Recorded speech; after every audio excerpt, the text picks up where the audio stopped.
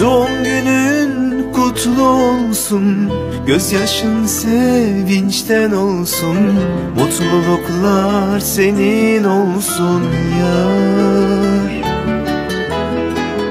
Bakışların ömre bedel, gözlerin senden de güzel. İyi ki de sen doğmuşsun sen.